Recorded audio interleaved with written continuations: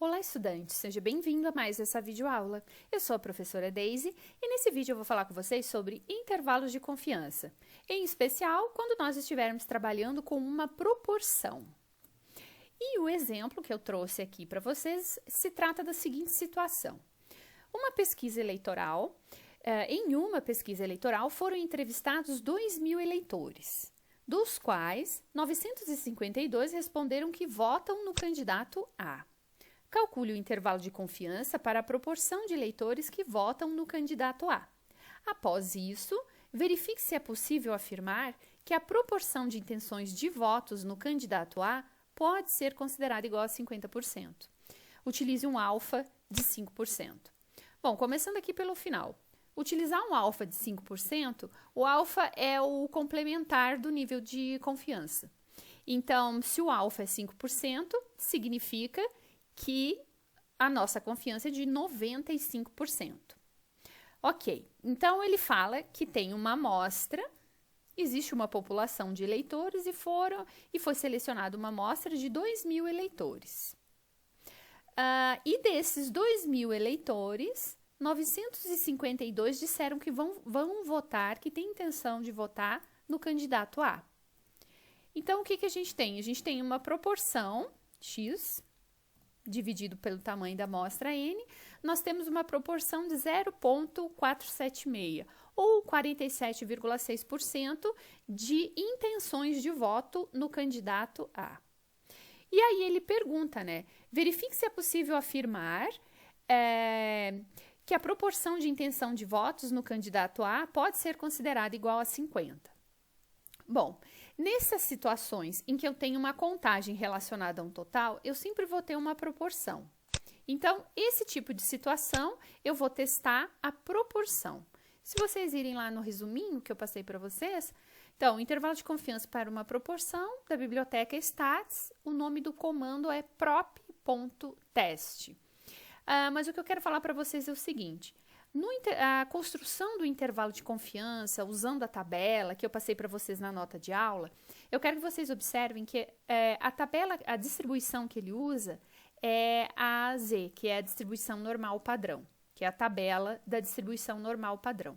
Mas vocês vão ver que esse comando prop.test, ele usa uma outra distribuição, ele usa a distribuição Q².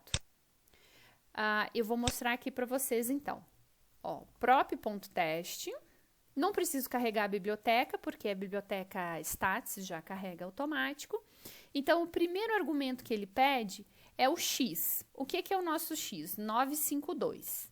Eu posso escrever x igual a 952 ou simplesmente escrever 952, que como está na ordem, né, eu não precisaria nomear o argumento.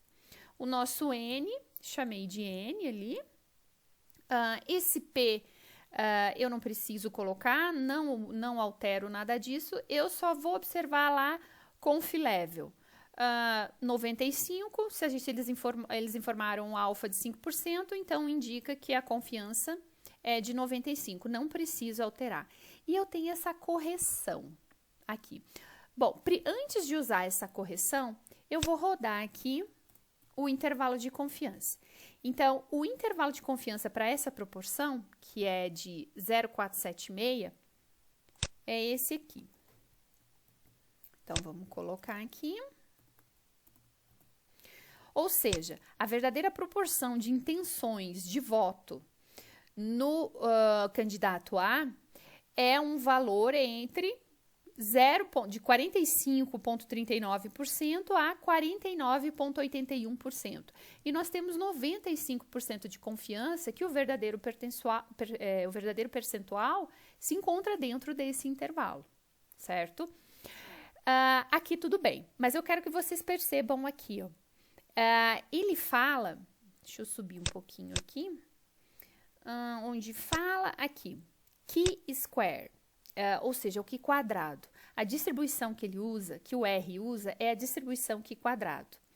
E o que eu passei para vocês na nota de aula é a distribuição normal padrão para a construção. Porque, de acordo com a situação, essas duas distribuições, elas se aproximam, certo?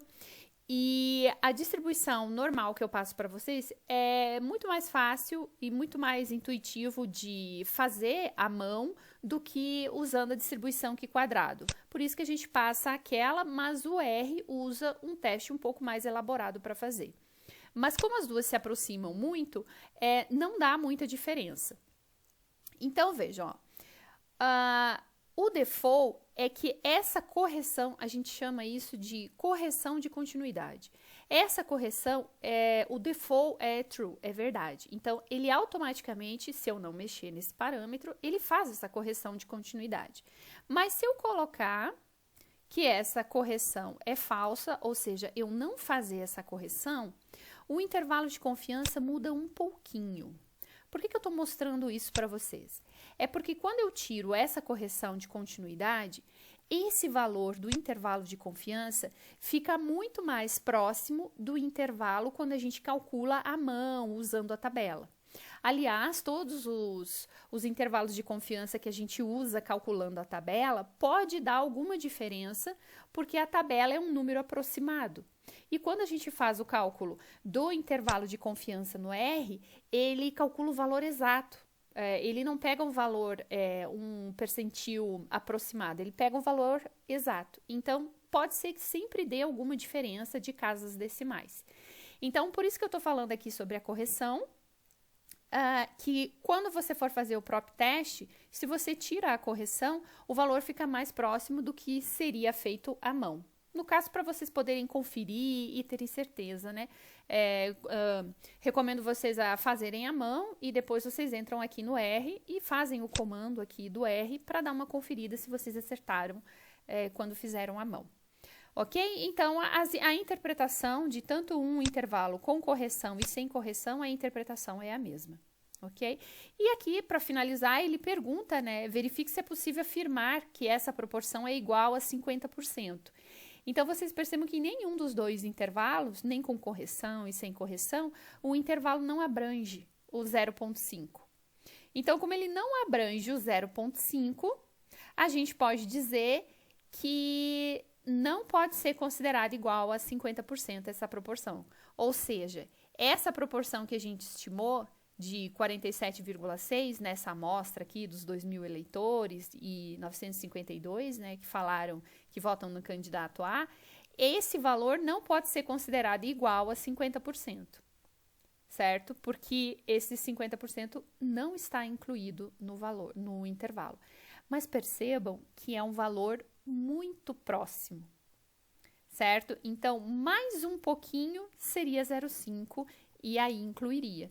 Então, vocês percebem que como está muito próximo, fica sempre aquela dúvida, né? Se eu repetir a amostra, será que dá 50%? Certo? Então, isso é mais a título de informação, para você ficar atento que está muito próximo de ser 50%. Mas a interpretação correta é dizer que não é, porque não é 0,5. Esse valor é menor que 0,5. O limite é menor que 0,5. Ok? É isso, espero que vocês tenham aprendido e até um próximo vídeo. Tchau, tchau!